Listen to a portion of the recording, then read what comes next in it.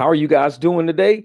This is Jay Watts with Mike Drop Barbecue, and I got a great little video for you today. This is about a carless neighborhood here in Tempe, Arizona. Now, a lot of people don't understand the direction that rideshare is going into. They're trying to change the industry to not be dependent on drivers like me. They're trying to change the industry in the whole world to go with this driverless EV, AV mentality and take people like us out of work. We're just trying to make a living doing logistics, what we've always done. And there should be nothing wrong with it. But people want to take us out of that realm so they can now capitalize and make money on what we do, but they use technology and they make people slaves to systems again. Let me let you know, this video is brought to you by Pax Rideshare right here in Arizona. It's a service that will be brought to you in 2025, hopefully starting in February. Right now, we're getting all the drivers together. So go to paxapp.io, paxapp.io. If you're in Arizona, take a look at it, register if you're interested in it, because this might just be the app for you. It's a scheduled riding app, but it's not only scheduled, it also has the pings like normal apps and everything else. But more or less, it's to make sure you got money, you've got clients, you're building your business, and you can potentially have a retirement depending on how long you drive for Pax, because they're always building something for drivers with drivers in mind. Other apps might keep riders in mind and only deal with riders, leaving drivers on the back burner. This is an app that will put drivers front and center and hope that because you're front and center, you take care of the riders to the best of your ability. That's how we're doing it at PAX. Now, I'm going to get into this video, and I want you guys to, as we watch it, I'll be doing some commentary, but for the most part, this is my first time watching it with you. I've seen excerpts of it on other channels, so I went and I found the actual video. Well, it's not the actual video, but it's a video that deals with the same neighborhood. So let's get into it and let's watch it. Since moving to this all walkable community, I feel like I've definitely gotten a lot more out of my comfort zone. I was always the one that would avoid all contact with people, like go straight to my apartment, don't see anybody. But here, I want to talk to my neighbors, and I'm a lot more happier because of that. Now, did you catch that? She said she was used to being alone, being in her own little comfort zone and everything like that. But now she's liking to be around people. Now, how are you not going to be around people unless you're in a car that has a driver already? Keep following me on this one. You're going to see what I'm talking about. People want to be around people. It's natural. They say they don't want to be around anybody, yet they live in a community with their door wide open, inviting people in all the time because people want that company of people. Keep following this video. My name is Jada Stratman. I am 25 years old. I live in a carless neighborhood here in Tempe, Arizona, and I pay $1,472 a month for a Live workspace. A Live workspace. This is what they mean by you will own nothing and be happy. You'll rent everything. You won't own any cars. You'll not only live in a certain area, but you'll work in that area too. Because why would you need two buildings? Why would you need to live away from where you work? That's what this whole remote work thing was, to see if people can really do productive work at home without having an additional expense of leasing a building or having to drive to and from work. This thing was a whole experiment in how they can consolidate life. And this neighborhood consolidates life. It takes away all the extraneous. You don't need a car to get far away. You don't need to go far places. You can even work from where you live.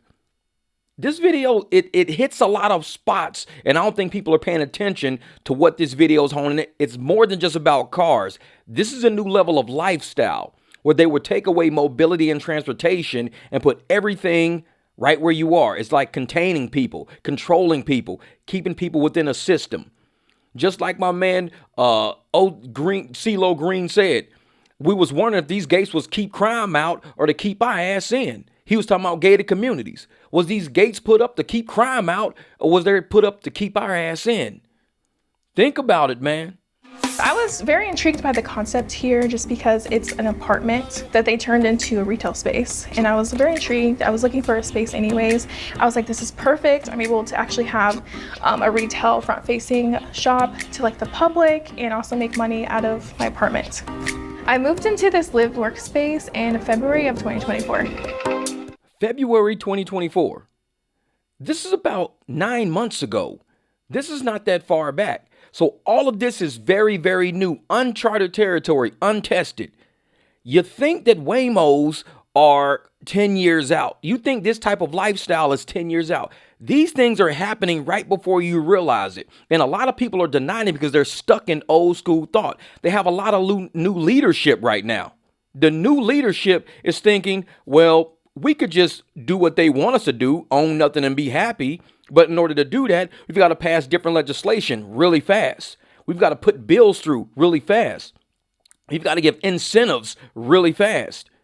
If all of these things are happening and people are thinking that traditional lifestyle that we've had is going to continue, no, they're phasing things out.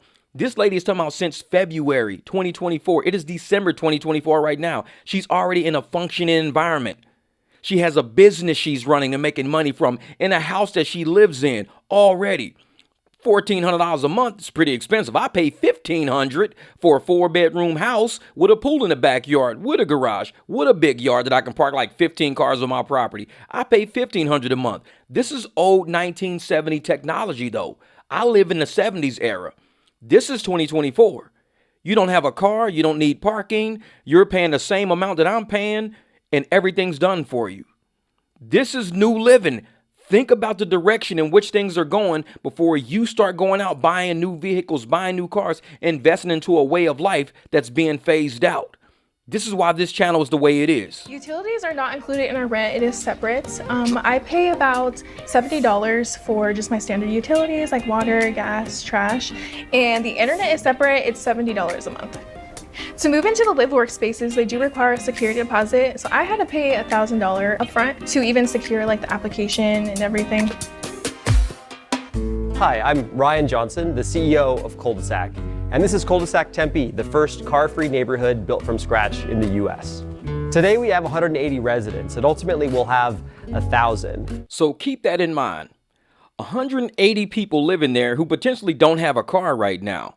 They could potentially be private clients, or they could do more like Waymo, Uber, and Lyft with the huge discounts. This is what we're fighting right now. We're fighting people who are thinking of more efficient living, not really thinking of how are we as drivers going to take care of our lives living in our houses from the 70s, living in our houses from the 80s or built in 2010. They're not thinking about that. What they're thinking about is how can I just be so efficient living? And they're selling this dream to people. They sold it to 180 of them. But you're going to have 1,000 of them. Out of that 1,000, how many of those you think is going to be a private client? A lot of them may not have cars because it's a carless community. But we're now in competition with Uber and Lyft. We're in competition with Waymo. We're in competition with e-bikes and e-scooters. We're in competition with walking. So you got to think about how are you going to get your life moving forward if this 1,000 tenant neighborhood works out and they start spreading it to other cities now, just like Waymo's being spread to other cities. What if they start moving this to other parts of the city? We got 1,000 here. We got 1,000 in Glendale. We got 1,000 in Chandler. They're slowly diminishing the market of livery services. People needing to be driven to and from. Think ahead. Think of what's going on. Don't put all your eggs in one basket of saying, oh, I'm just going to be a driver for the next 15, 20 years. People may not need you in the next 15, 20 years. There's going to be a lot coming down the pipe right now. If you're putting too much money into livery, you're out buying 4 and 5 Escalades at $90,000 a piece, but people are moving to carless communities. How are you going to afford these $90,000 vehicles? Because pretty soon, people won't go to concerts. They'll have little, gatherings in their neighborhood, in their community where somebody's playing a guitar, somebody's playing the bongo. That's what they're going to have, a whole bunch of Ronnie Speeds. A bunch of that shit. I see what he be doing on his channel. Drums, guitar. They're going to have a bunch of Ronnie Speeds and shit sitting over in these little communities, having, word of mouth hour or whatever they call it, speech. What they call open mic night when they do spoken word. That's what it is, spoken word. They're going to be doing that shit, spoken word. And you got a $90,000 car you got to pay for because you just went and bought this Escalade. Think about what's going on around us. That's why this channel was set up the way it is. I look at the world as if the way, this is the barbecue. I look at the world on what direction it's going. I don't just look at rideshare. I look at everything that we could possibly be involved in. Which is why I think this channel is on the cutting edge of thought and why we're moving in the right direction by getting the private clients we need to generate the funds we need right now. Get your savings, get your retirement, get ready for the battle. Our apartments are studios up to 3 bedrooms. They start at about 1,400 and then they go up to the high twos for the biggest units. Currently we have 35 buildings that are open and full. We have another 25 buildings that are under construction now and start opening later this year. Most Americans want to live in a walkable neighborhood, but far too few do because we've stopped building walkable neighborhoods since the advent of the car. But we're building those again, starting with cul-de-sac Tempe, and this has become the reference project for how to build walkable neighborhoods successfully in the US in the 2020s. That's one thing I like about Arizona. It's always on the cutting edge of technology and engineering. We have a lot out here, especially with Waymo, but also with housing, with business, with a lot of things in Arizona. If you're from a smaller town or from an established neighborhood like in Chicago, that's not that, progressive.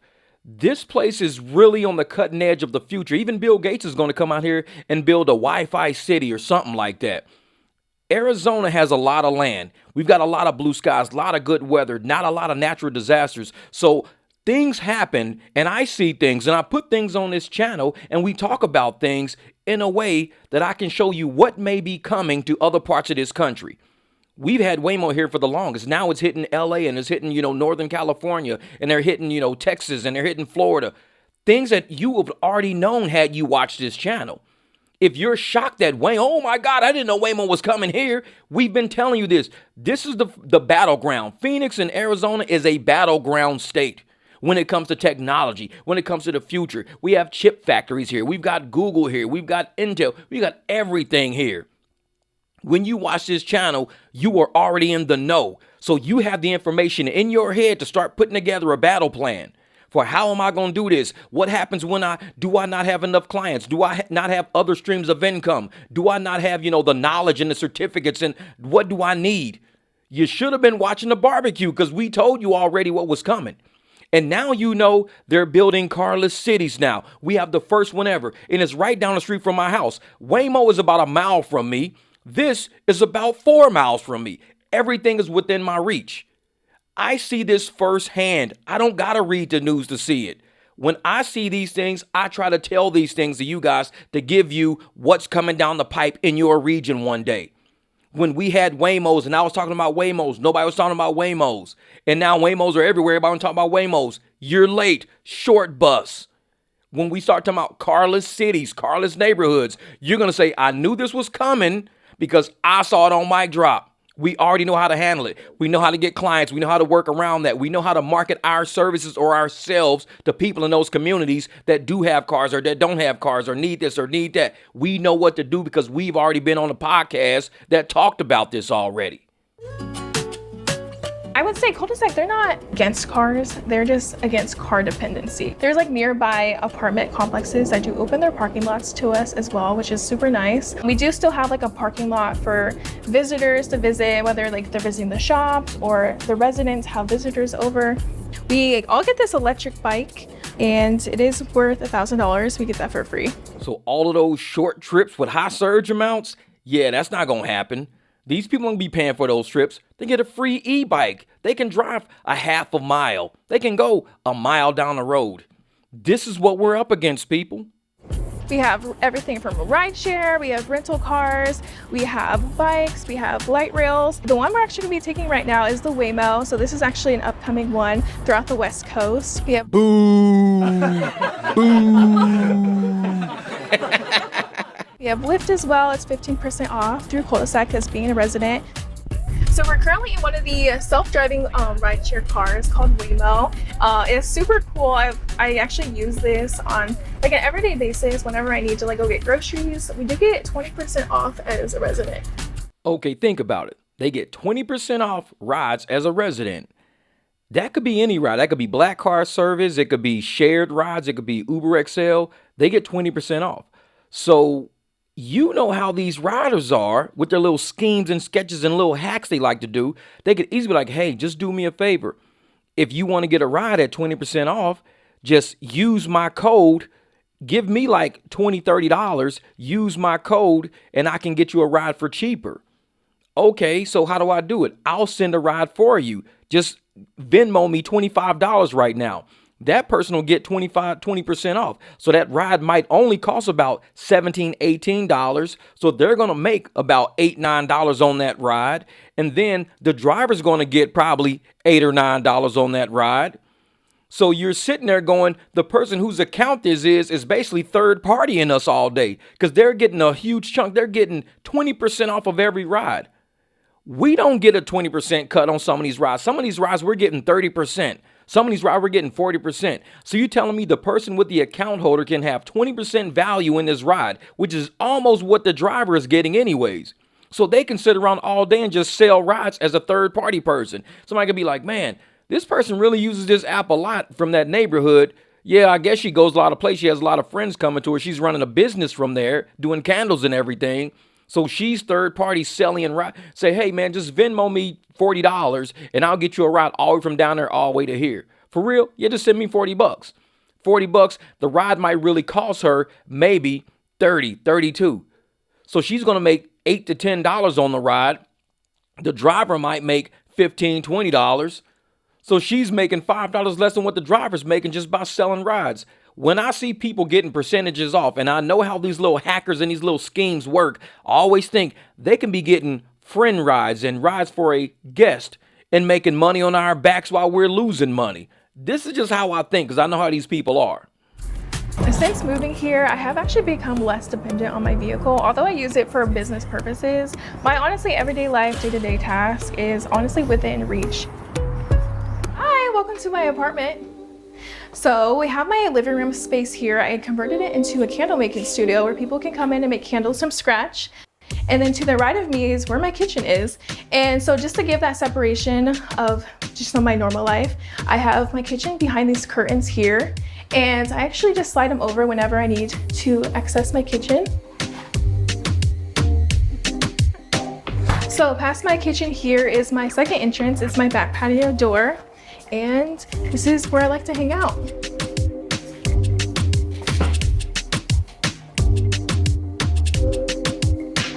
This is my check-in counter where my guests would come in, they check in for the reservations to make candles. So over here is where I have my curtains, and this actually separates my studio and my living space. I have my bedroom and my bathroom back here. So to the right here is my bathroom. Oh, it's just a bathroom.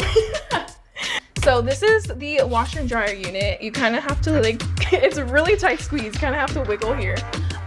Full size, which is amazing. Also like my utility items as well, like where I keep everything. Through these doors is my bedroom. This is where I like to go and unwind after a very long day. And over here is these really nice barn doors. I'm obsessed with these. The closet is huge. It has the amount of space I would need. It's perfect for me. I have like 2 dressers, I have clothes, I can fit like storage and everything. So we do have quite a few amenities here on property. We have like a pool, we have a full equipped gym, which is super nice.